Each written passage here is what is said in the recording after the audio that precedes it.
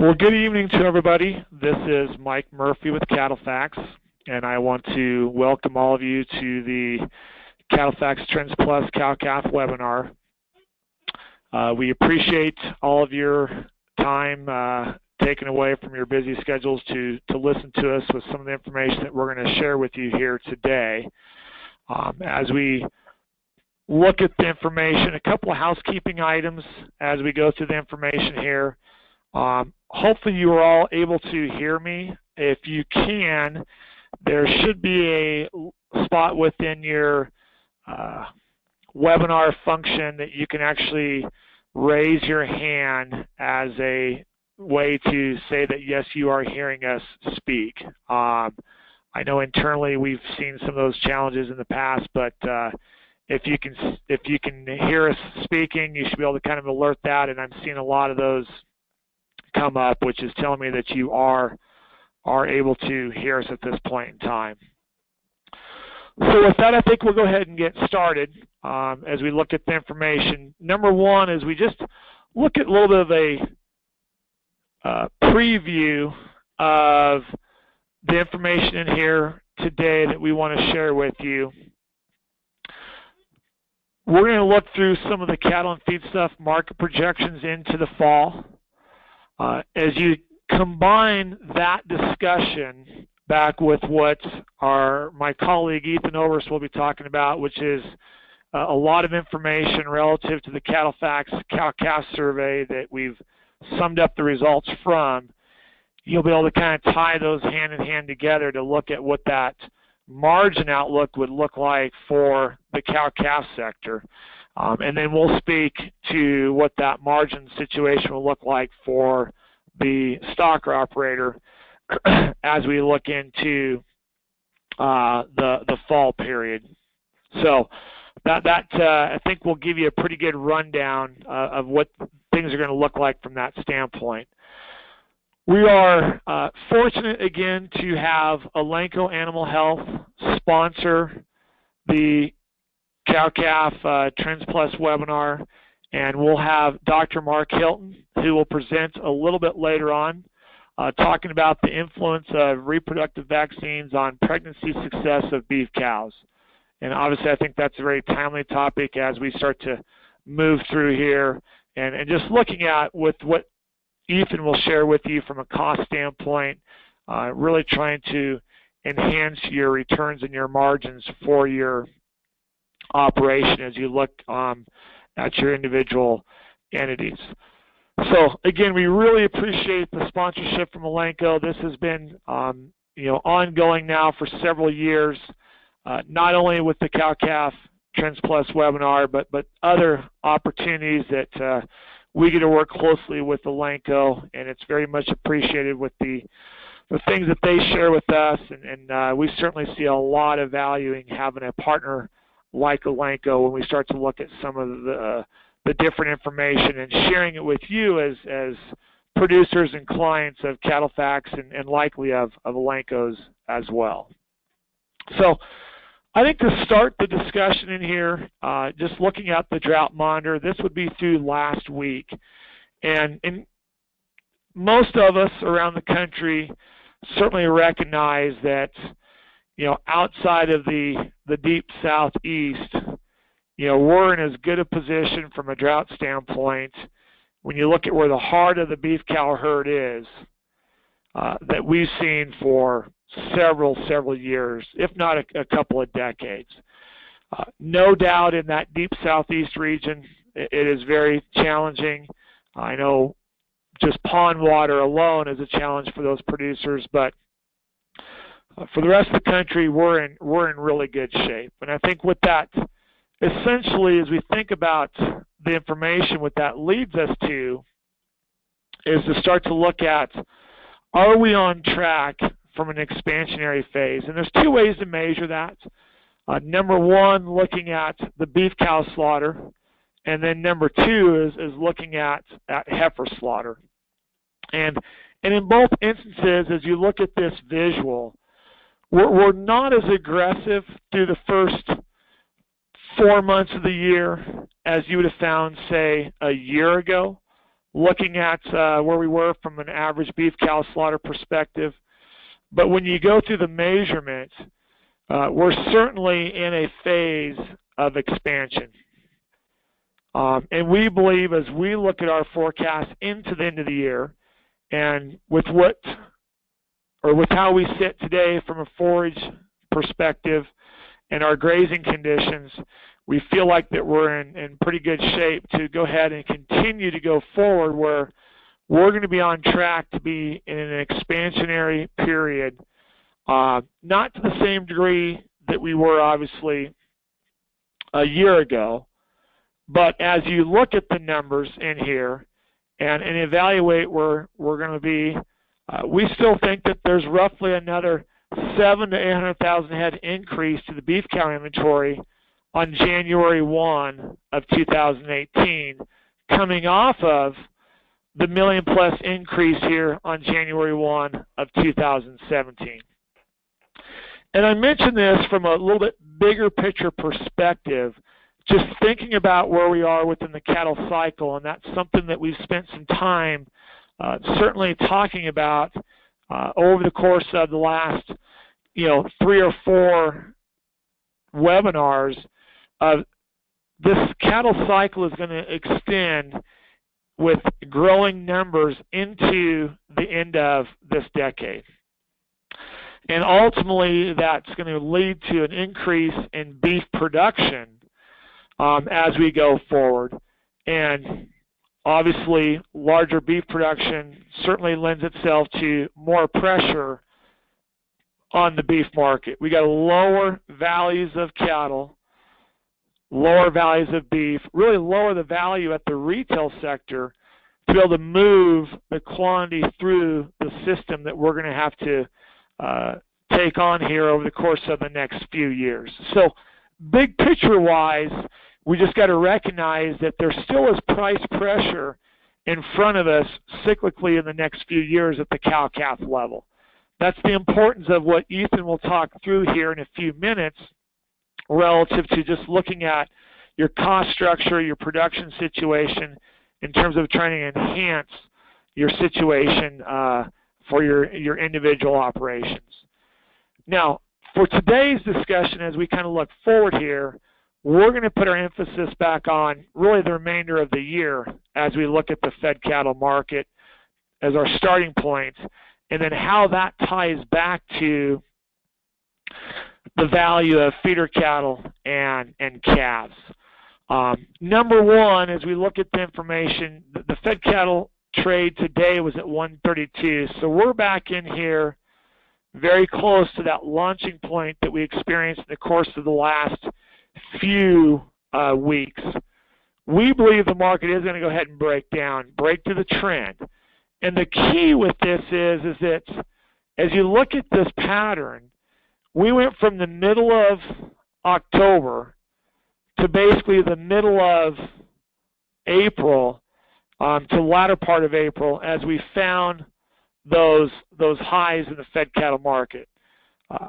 Roughly a 6-month trend in the marketplace.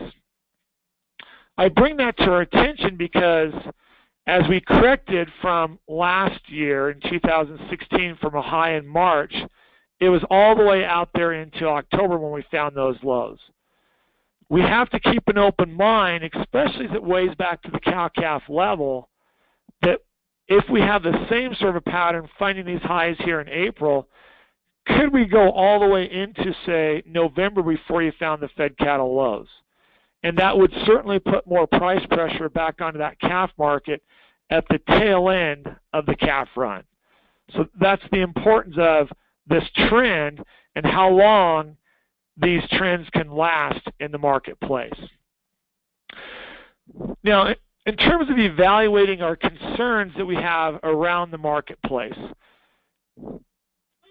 we talked about this back in the January webinar, that the challenges that the market incurred last fall were related back to a lack of packing capacity. And obviously it was at that fed cattle level and it spilled over into the feeder cattle and cow-calf sectors. that issue has not been resolved. I think we all can recognize that at the brick and mortar foundation, we have capacity. But the concerns to be able to kill the number of cattle that we need to is more associated with the lack of labor. And so as you look at this relationship in here, with what we've got forecasted for fed slaughter levels going for the remainder of the year, which is those blue bars, we have the actual up until where we are currently, and then this is a forecast for the remainder of the year. The red bars are holiday weeks. But look at how many more cattle that we need to kill in relationship to a year ago, which is that black line. And that becomes a little bit of a concern. What we've got dialed into is that we do believe that in a 40-hour work week, we're going to get a few more cattle harvested each week going forward, which doesn't put quite as much pressure onto your Saturday kill, but it's still significant.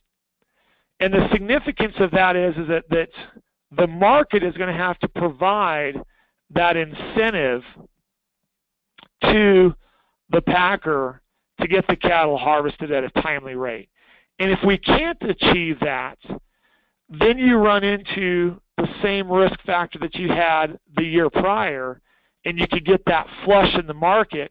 And unfortunately, the timing of that is right during the fall calf run, and that's what we've got to be conscious of. So as we think about it, the market is going to have to provide that incentive to get the cattle harvested. We can look at it at a packing margin level, or we can actually look at this at a level in terms of the fed prices percent of the composite cutout, which is just a ratio between the cattle feeder and the packer, if you will. And you can see just looking at this chart that real extreme flush level to the marketplace that we experienced last fall. We're already incentivizing this packer to go ahead and harvest cattle at a very active rate, which we have been for most of the winter and now into the spring. And that's, some may not agree with this statement, but that is a positive. Get the cattle harvested. Provide that margin to the packer to get these cattle harvested. And the more aggressive that we do that, the less risk that we'll actually have of repeating this flush out mode to the market out there next fall, which again tied right back to the big drop to the value of calves. It's not only at the relationship though at the fed cattle level and the packer, it's also the relationship between the fed cattle sector and the retailer. And that's part of where we are in here today as we look at things, right? We've had a significant realignment of the margin. You see the flush last fall where when we were receiving between 16 and 18% of the retail price, which is at a historical low level, that was just a compounding effect of trying to clear inventory through the system. It not only took place at the sector between the cattle feeder and the packer, but also between the cattle feeder and the retailer. The market achieved what it set out to do in flushing the market, but obviously it was very painful from a margin and return perspective for all segments of the industry at the production level, cattle feeder, stocker, and cow-calf operation. We recovered an enormous amount of that percentage, or that margin, if you will, back from the retail sector as we push this market back up to the mid-140s at the fed cattle level. The question is where do we have to take this going forward? And I think what we want to use is this historical benchmark of between 18 and 19% as your foundation. And the way that this works is for every 1% change that you would have in this ratio, it's worth about $5.50 to the fed cattle market. So a 6 percentage point change, if you just took the 550 times 6, is going to be about $33. From your high of 145, that's going to take you back to $1.12. And I'm going to use that as our foundation to assess the value at the low end. Keep in mind, this is the low end of the range, but we can work from there, but use that as to assess the value for feeder cattle and calves as we look in here towards the fall period. So as we think about that, number one, we also have to be able to understand the relationship back to the deferred live cattle futures. As cattle feeders, we purchase cattle looking at the deferred live cattle futures. And whether that's a purchase to go with a yearling animal or a purchase to buy a calf to go on to feed, but that's the decision that's made. And so as you think about the relationship of the cash market and then what that deferred live cattle futures might look like, this is where it gets to be more challenging from an analytical standpoint. And what we want to do is just try to build a little bit of a parameter around it. So we're going to use the 112 at our lows out there this fall. And then we're going to kind of use last year as our barometer, which suggested that we had a live cattle basis when you look at the future strip. The future strip is the average of the next 6 contracts. So that would be October of 17 through August of 18. And using the red line, which is last year's kind of our benchmark, cash would be implied 2 to 4% better than those deferred futures. Okay? So that's going to put the deferred futures somewhere in there at about $1.09 as we look at the market. And again, the timing of that, really from a seasonality perspective, I think you have to look at this and say it's later, unfortunately, but it is, for the lows of the Fed market. It's out here in this window of September and October. That's the period that you would define that the low would develop in the Fed market. And we're saying right today that worst case scenario to be back towards $1.12 as we look at the market.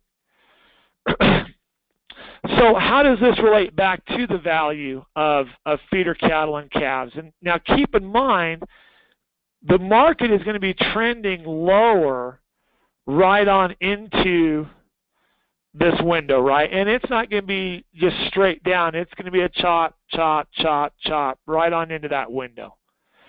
So from a feeder cattle perspective, what we're really focused in on as we think about August, September feeder cattle values, cattle coming off of grass operations, even starting in late July, we know there's a super strong correlation back to those deferred live cattle. So as we think about that relationship, we say, okay, if the deferred live cattle are somewhere in there, we'll call it in that August-September window at $1.10, then I think that you would be looking at feeder, and this is worst case scenario, you'd be looking at feeder cattle, assuming grain doesn't get real silly, closer to about $1.40. About a $30 spread between feeders and fed cattle. Then you take that one step further, and the timing is a little bit later into the fall. This is more of an August-September period. Assuming we stay with that kind of 140 level, then you go out there one step further and you say, okay, what's the value going to be for calves during the fall run? And you go, well, they're going to be somewhere on a long-term average, a 10% premium, probably a little bit better than last year. We're going to go with about 7%, which means that from 140 feeders in the fall, a 7% premium is going to put a 550-pound calf at about a 150 average, and that's a U.S. average. Obviously, you're going to have a premium north and a discount going back towards the south. Now, you'll be able to kind of tie the pieces together in terms of this discussion when you hear Ethan talk about the margin piece as we look at the market. Overall, the industry should still be profitable for all segments through the summer, and then the stocker segment profitable into that third quarter, and then the cow-calf segment having some positive margin with this outlook all the way into the fall time frame. Psychology-wise, we may want to take advantage of trying to forward contract our calves earlier than waiting towards the fall, just based simply on the psychology of the market if we're finding those lows out there into that September-October time frame for fed cattle. The final component with all this is just making sure that we're crossing our T's and dotting our I's relative to the grain situation. And you look at the balance sheet with what the USDA is projecting today, and it's implying about a 14.8% stocks to use for new crop corn. Two things we're concerned about today. Do we lose a few more planted acres than what the USDA suggested? And then ultimately, what type of a yield will we have?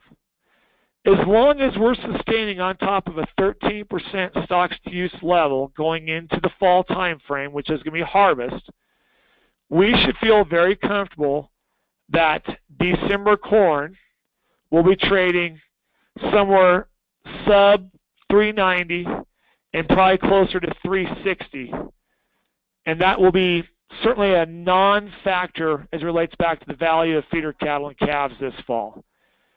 If something changes with that relative to that stocks to use number, we lose acreage, yield suffering, then yes, you could have more of an adverse effect on the value of feeder cattle and calves as we go into that third and fourth quarter time frame.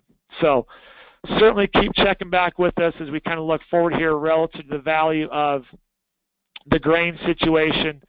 Right now we've got plenty of moisture out there into the whole corn growing region, and so we feel pretty good about what that looks like, but that is always a wild card. So with that, I'm going to switch it over to Ethan Oberst and let him go ahead and communicate with you on relative to the cow-calf survey results. Thank you, Mike. I appreciate it. Hopefully everybody can see my screen here as we get started. And like Mike said, we're gonna take it a little bit different direction here now. We're gonna look more at the business side of things. We're gonna do a little bit of analysis of our cow-calf survey that we completed again this year. Obviously, last year was one of those things that we kind of restarted. We used to do it several years back. Restarted, so we have a little bit of backlog of data, a little bit of comparison that we can use for this year. Just to give them some background, right now, here for this year, it looks like our average cow herd size, based off a weighted average, was about 471 cows per herd, I guess, or per respondent. The whole survey accounted for roughly 600,000 to 700,000 cows in general. So I do think it's a decent sample size, and we obviously got respondents from all over the country. Just kind of looking at some comparisons from 2016 comparative relative to 2015. Our cow costs actually went down. As you can see right here, we took about $15 to $20 out of the cow costs. That was not something that we anticipated at CattleFax. We actually estimated that we were going to go the other way, but that's obviously the way it works. I think one of the biggest factors was we had cheaper feed sources out there than what we anticipated. We've also seen fuel stay relatively cheap as well. Another factor that also goes into that is bull cost. We've definitely seen that come down here over the last several years, and definitely helping out the commercial cow-calf break even. Calf revenue, obviously I don't need to rehash this too much, but as you can see in 2016 it was about $823 per head. That's roughly down. You're looking at right there about $400 to $500 lower compared to relative to 2015, and as we all know, we got into that basically that declining market there in 2016 that really did not help the calf market, as it put a bottom on the fed cattle side of things right there in October. Obviously, with 80% of our calves, 70–80% of our calves still sold in on the fall cash market, a lot of guys took a hit there on the revenue side of things.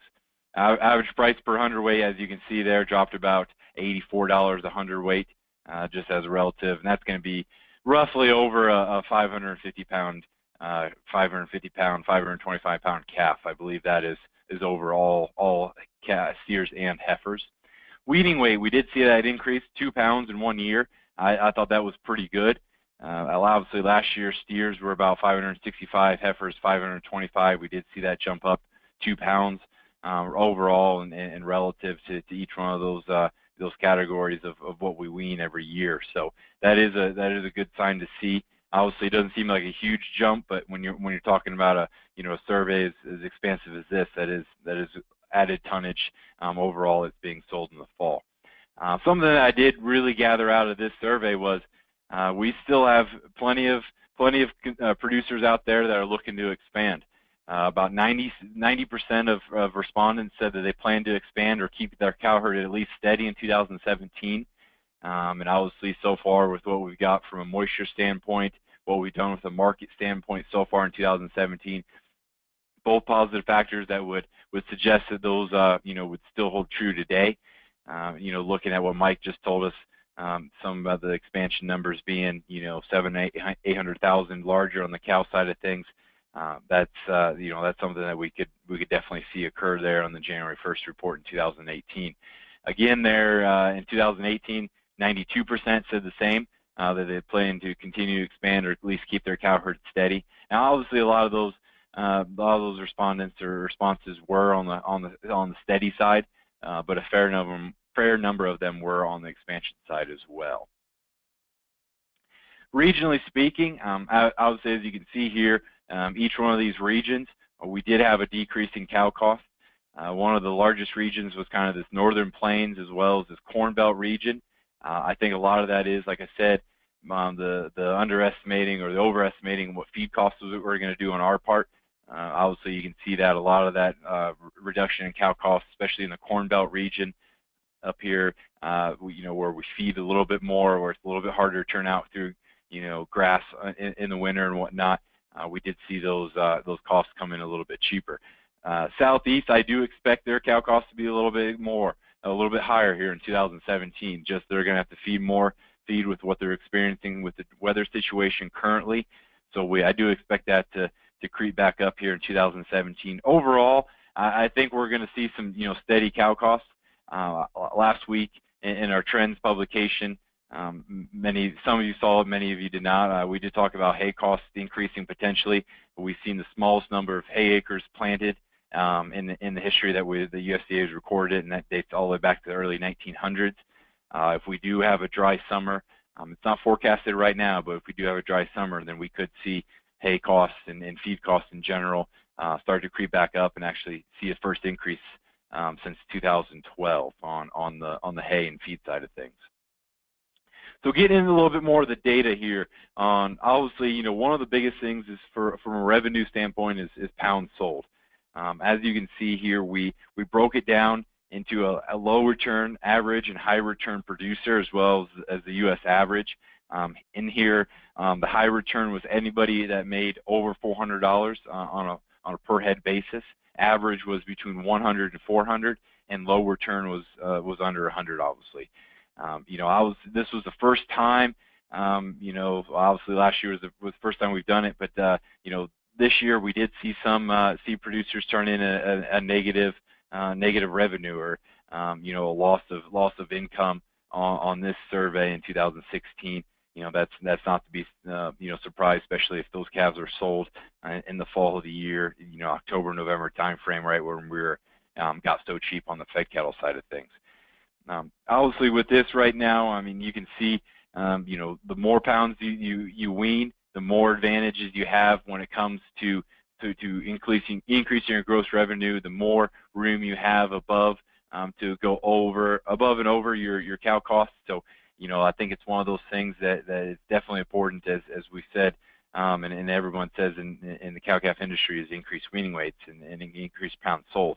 But I do want to say that it definitely depends on how you go about it. You know, such things as larger cow size, a longer weaning period, overabundance of feed in order to increase, you know, milking percentage or milking production, or just a breed back percentage, something along those lines are not something we want to go about in order to decrease weaning weights. Things more along the lines of more timely cow nutrition, whether that's lining your calving season up with more of the grass season, or feeding, maybe it's even feeding cows through, you know, July and August when grass gets tough, in order to help that breed back percentage and help keep those cows that are already bred in the early stages of pregnancy going along in their proper gestation. You know, shorter calving interval, we'll get into that a little bit. I think that's a very important part of the cow-calf industry. That's an easy way to increase weaning weights, an efficient way to increase weaning weights. And also stronger stronger bull genetics, or bull genetics with more growth potential.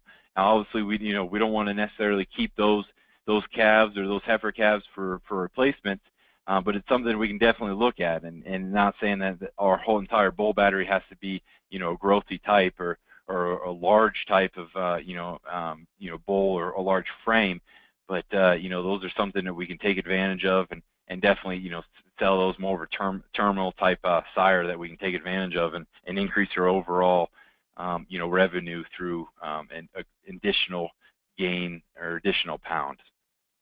Calving interval, something I just talked about, shortening up the calving interval. Right now, you can see here on your screen, you know, 0 to 60 days, there wasn't a whole lot of difference between average, high, and low return producers. You can see here about 83% of high return producers calved under 60 days. You're looking at about 75% for average and low return producers. Obviously, it's not a whole lot of difference. You have fell down, fell up.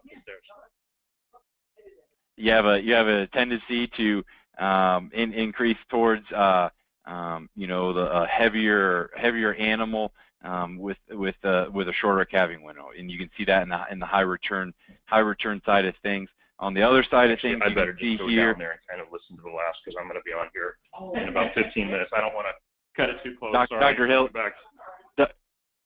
Hilton, I think you're I think you're off mute. Anyways, that's fine. We'll just keep going here. 25% of the, as we can see here on the longer end, above 60 days, about 25% of the low return producers takes longer than 60 days to calve. You can see the difference in the high return producers, where it's about 17%, and this does matter. You know, when you look at the average gain on a calf, about 2 pounds per day of age, you know, you look at 15 days sooner, that's another additional 30 pounds per head. That can be a huge difference when it comes to weaning time, and especially you know, when you have, you know, larger number of cows that we saw. We actually saw the average cow herd size increase on our survey. You know, that can obviously be just depending on who responded this time versus the last time, but the larger number of cows, and the more the calves weigh, obviously can increase your overall tonnage. Here, this is what I was referring to. Is this is the weaning weight sorted off that calving day interval. You can see here that the producers with a shorter calving day interval, basically with the calf's birth date is closer to the start calving date, or the start of the calving season, the better off you are in terms of gross tonnage or gross poundage weaned. As you can see right here, you know, there's about a 12 to 14 pound difference between this high return, or you know, I should say the narrower calving window versus these in the 45 to 90 days. That's about 12 to 14 pounds. You're looking at on 2016, you know, versus 2016 average calf price, you're looking at about $24 additional dollars per head per calf on just that comparison. That's calving anywhere from 15 to 30 days earlier. Now, when you compare the difference of this, you know, this shorter calving interval of 0 to 45 days, compare that to the 90 plus days, you're looking at about 48 pounds, and that's about $70 to $80 per head difference that you're looking at in an overall revenue or gross revenue on a per calf basis. Now, obviously, I know that some of those there's going to be a little bit of wiggle room in there, as lighter calf is worth more on dollars per hundredweight, but at the same time, we're kind of looking at it, comparing apples to apples here. You can see there's about a $24 hundredweight or $24 head difference for this 40 to 90 days, and about $75 a head difference for the 90 plus days. So it does matter, and it does affect your bottom line on your calving interval. And it's one way we can easily increase the weaning weights when it comes that fall weaning or springtime weaning. Also, not only do you want to wean a heavier calf, but you want to wean more of them. Here looking at in 2015 versus 2016 data, as long as in same concept as the low, average, and high return producers. As you can see, this is a several percentage increase from these low return producers to these high return producers. And you're looking at in 2015, obviously with a higher cow cost and a higher calf revenue, it accounted for about $40 to $50 per head or per calf on the difference in calf crop percentage. And those for you that maybe needed some clarification on calf crop percentage, it is basically the number of calves weaned per the number of cows exposed the year prior.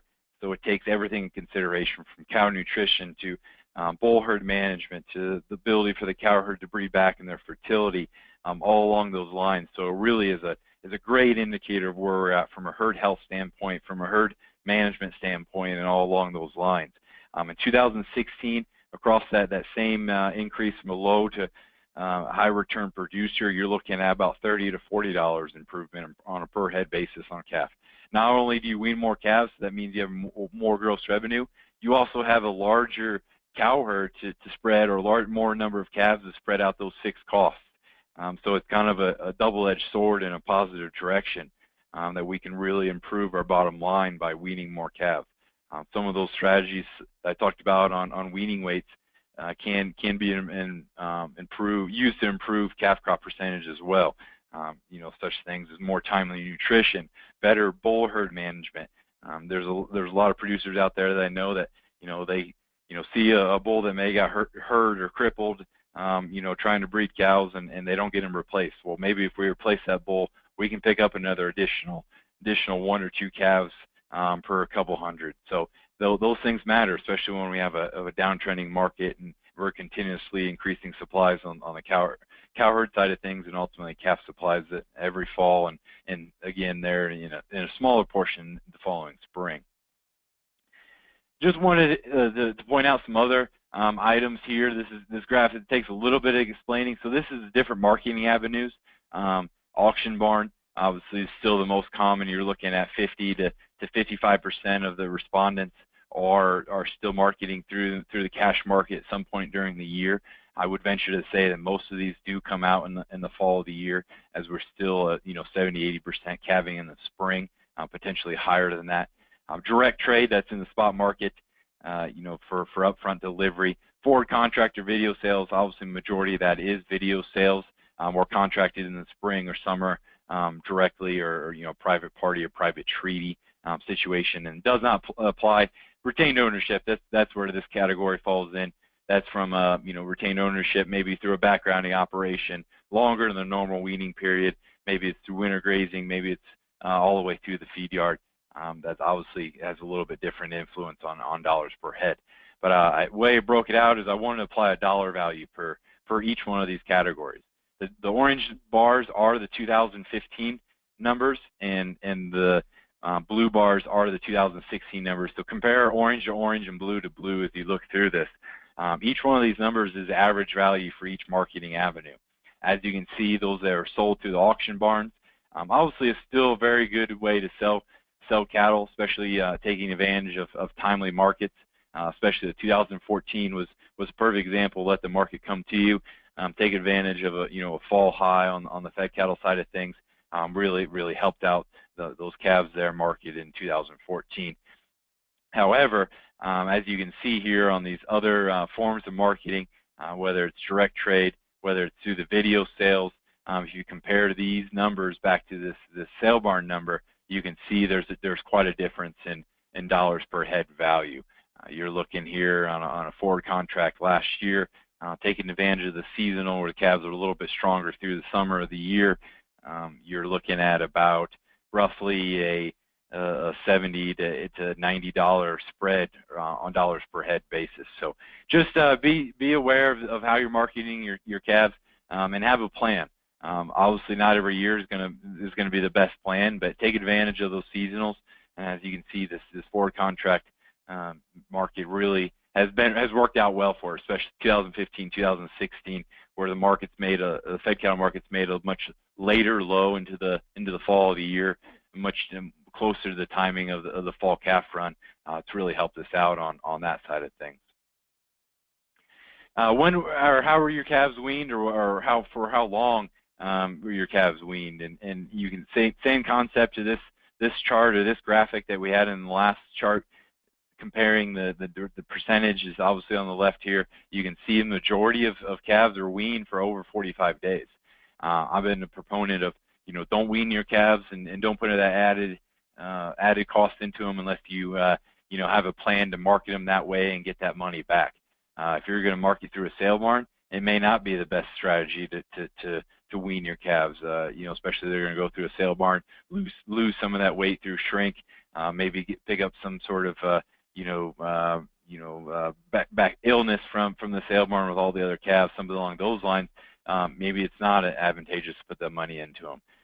So here we can see really there is an advantage for weaning over 45 days, and I think it's pretty clear in here. Shipped off the cow versus weaned for less than 28, 30 days, however you want to say that. There wasn't really a whole lot of advantage. A lot of that can come from a weight gain standpoint. It takes a little while for those calves. They come off their mother, go through a stressful period in their lives. Some get sick. Many have to adjust to eating out of a bunk, adjusting to automatic water, those types of things. And they don't really typically put weight on and actually usually lose weight during that time period. So it usually kind of takes over that 30-day period for them to start putting weight back on. And I think you kind of see that in here.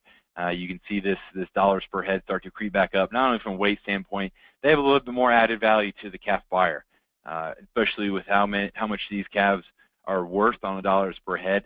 Obviously not as much as the last several years, but still they're worth a lot of money. And as you can see, the calf buyer does not want to lose any of those. So if they can be insured a little bit better health through a better weaning program, and they'll typically pay for it a little bit more as well as additional weight gain. Some other nuances such as being adjusted to bunks, being adjusted to waters can add to those premiums. But like I said, make sure you have a marketing plan that really takes advantage of those weaning strategies. Bull purchase price is kind of the last thing I wanted to talk about here. I did hint at it earlier in my presentation. This is something that we can definitely start to take advantage of, not only from an overall lower cost that we're buying bulls from, just as there's being more bulls put out there, more bulls marketed, but also a little bit less demand as producers back off a little bit from the lower calf prices that we've seen. So, but I did want to point out to this same theory or same graphic that we have here. As you can see, this kind of middle and upper end of these bulls, these producers are getting paid for those better genetics. That's something that calf buyers are definitely tuning into, whether it's through your marketing strategy or through past proven performance. Most of the time, those calf buyers do know how your calves perform. The better genetics on those calves, typically that's something that also can help not only you, but can help the producers that are buying your calves. The calf buyers know that they're going to perform for them, and they're willing to pay a little bit more. And as you can see, this is some large values. And you can do the math. Every operation is going to be a little bit different depending on your bull longevity, how many bulls or how many cows per bull that you're breeding. So that all depends. But you can do the math and paying a little bit more for some of these bulls, getting a little bit better genetics and marketing those calves that way has the ability and can be proven to pay off here. So I think that's something, as you know, we're a little bit past the bull purchasing season here for 2017. And a lot of producers have already turned out their bulls for this year, but it's something to look at as we go further down the road into 2018 is, you know, what are we getting for our bulls, and how can we market those in order to take advantage of those best genetics. With that being said, I would like to turn it over to Dr. Hilton. Obviously, he's going to go through, as Mike suggested, through some vaccinations of bred cows and how do we improve our efficiencies. We're getting those cows bred through some breeding vaccines. So, Dr. Hilton, are you with us? I think I'll control the slides for you if you can give me a heads up. Are you with us? I am. Thank you very much, Ethan. Appreciate it.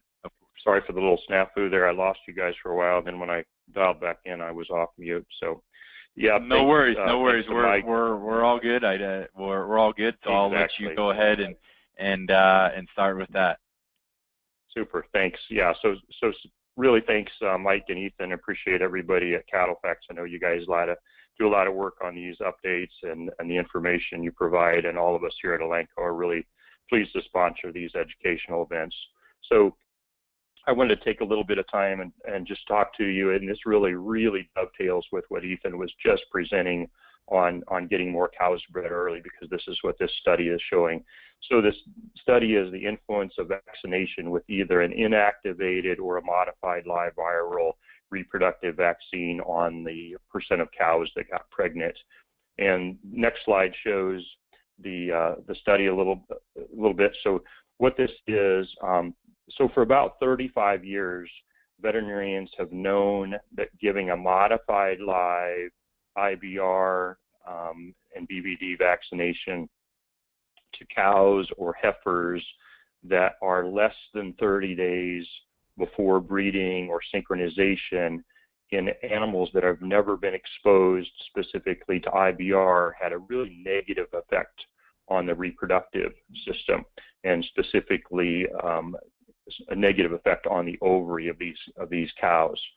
And so what we've told producers for 35 years is, hey, let's get these modified live vaccinations into the cows and heifers 30 days before breeding, and we're going to be in good shape. The next slide shows the study breakdown and what the objective of the study was. It was a safety study. It's saying, are the modified live vaccinations as safe as we think they are pre-breeding, or should we be using inactivated vaccines? The next slide breaks down the herds. These are 9 herds. These are 2 university herds, one at South Dakota State, one at North Dakota State, and 7 commercial herds.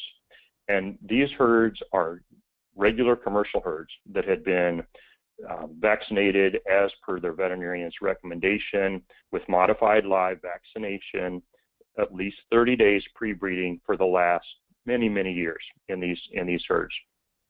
The trial started with 1,436 animals and had 132 sold prior to calving, and ended up with 1,304 cows total in this study.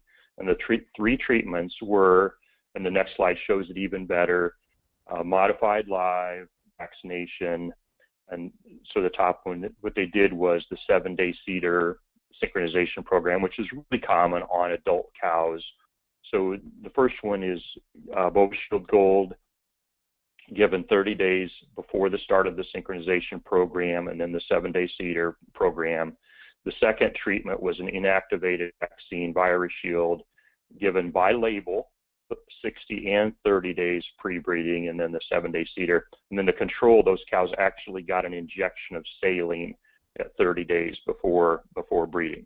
The next slide shows the key findings from this study.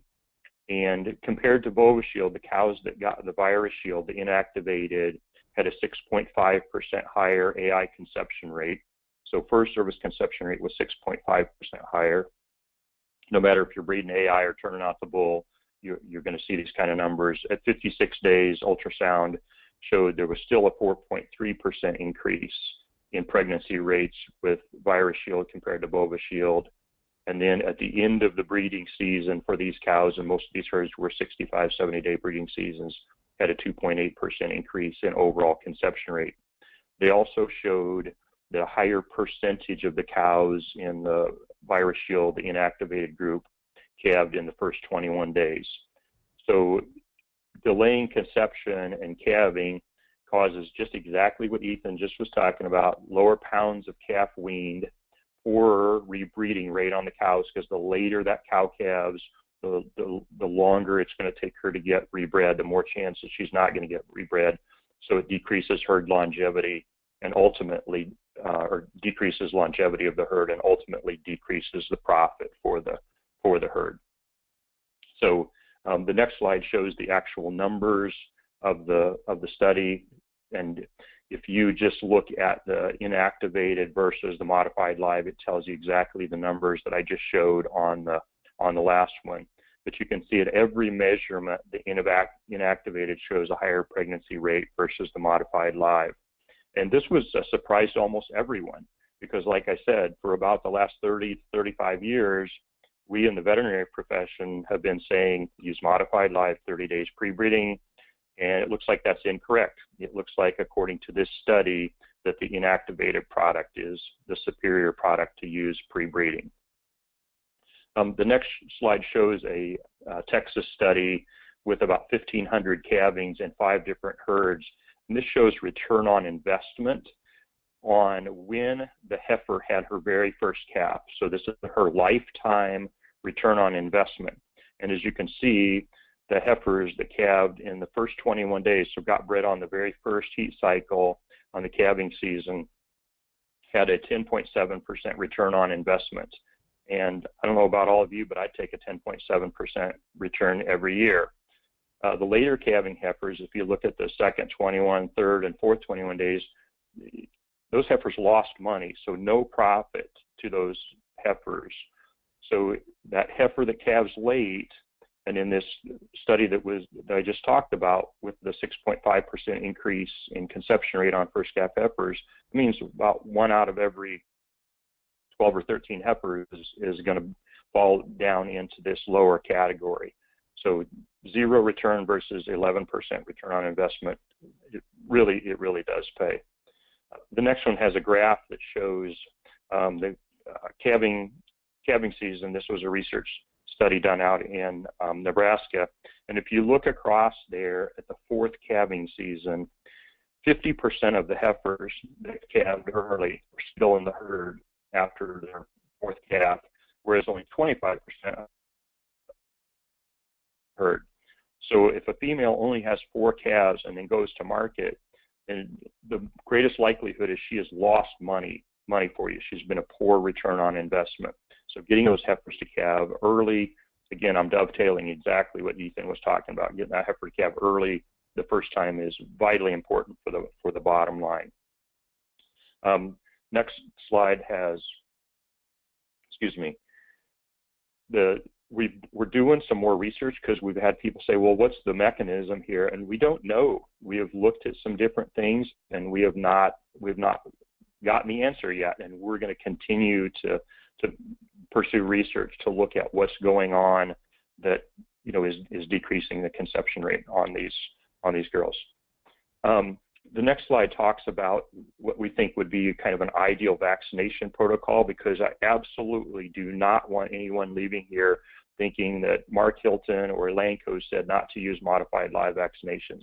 We think modified live vaccinations are the foundation of the vaccination protocol, and that all heifers really need 2 doses of modified live before a year of age, so that they build up the strong immunity that we expect from a modified live. And we want to help prevent bovine respiratory disease and repro diseases caused by IBR and BVD, etc. And it's a common misconception that calves need to be 5, 6, or 7 months of age to respond to modified live vaccination. And we absolutely know this is not correct. This study that I've got up on the slide right now, John Kirkpatrick at Oklahoma State did a study back in 2008 and showed that instead of giving a modified live at 2 to 4 weeks pre-weaning and then another dose at weaning, we could give the first dose at a much more reasonable time when we're already probably working some calves through the chute at branding time or grass turnout time, depending on where you live. So calves were given the 5-way respiratory at about 2 months of age, and then again at 6 months of age, and we got the exact same excellent immunity as if we gave it 2 to 4 weeks pre-weaning and then again at weaning. So we really encourage getting a modified live into those calves, and if you're a spring calving herd or a late winter calving herd, that'd be about now. It'd be a great time to walk those calves to the chute and get that first modified live. The next slide is a repeat of the summary. In this study at South Dakota State with about 1,300 cows, VirusShield had a 6.5% higher AI conception and continued to have a higher percent conception rate through the entire breeding program. And your vaccination program can have an effect on fertility, and we just think this study really points out some new knowledge for producers to look at and examine. Talk to your herd health veterinarian, show them the study, and see what they think. So that's all I've got. Thanks again to everybody at CattleFax. I know you guys put in a lot of time on this, and like I said, Elanco really enjoys sponsoring these educational events for the producers. If producers have questions about this South Dakota State University study, please talk to your herd health veterinarian, or because the thing is, the study was just published recently, so a lot of them may have not seen this information. So if your veterinarian has not seen this, please have them contact their Elanco sales representative, and they'll get you the published study to the veterinarian so that they can look at it and help you on your herd health and to recommend the best vaccination program for you. So thanks a lot, everybody. That's all I have. Thank you, Dr. Hilton. We really appreciate it, and we also want to thank Elanco again for allowing this, put this on for everybody, and giving everybody the opportunity to absorb this information. We do have 2 quick questions that we can get answered here. One was for me. It does look like the question was, is the percentage of calf crop from calves, or cows exposed or calves born? The way I look at it is from a cows exposed standpoint. With that take on it, and I think that would be by the book as well. That really captures what we're doing through the breeding season as well, both from a cow standpoint, their fertility, as well as their nutrition, as well as the bull health, fertility, as well as their health situation during the breeding season, their conditioning, as well as how we're managing the bull herd or bull battery. Mike, I think there was another question that would probably be a little bit more up your alley. Yeah, I was asking relative to the seasonal timing of the fed cattle lows is historically July, August. Why do we think it's later into the fall this year? It's a combination of the placed against supply. We've had big placements here in this March, April, May time frame, and just the tendency of how we kind of feed cattle. We'll feed those to a little bit longer marketing out dates, and so you're going to have a bigger supply of cattle out there in that September, October time frame. On top of that, we tend to have more competition from the pork and poultry sectors during that window as well. And so the combination of all those factors kind of gets us into where we're going to have the price risk into that time frame from a fed cattle standpoint. I think we'll go ahead and conclude the Trends Plus webinar for the day. Again, if there's any other questions, please email myself or Ethan. We will get back to you here over the course of the next day. We do have the dates for some upcoming CattleFax events. We've got a risk management seminars for here in June and again in September. A corporate college there in the middle of July, and then our next Trends Plus webinar will be August 30th. So appreciate everybody's time to being with us here today. Again, a special thank you to Elanco and their sponsorship, and Dr. Hilton for taking time out of his schedule to present to us. That was some really, really helpful information, I think, for the cow-calf sector. So we appreciate it. Everybody have a great evening, and if you have any questions, feel free to reach out to us amongst those emails. Thank you, and have a good day.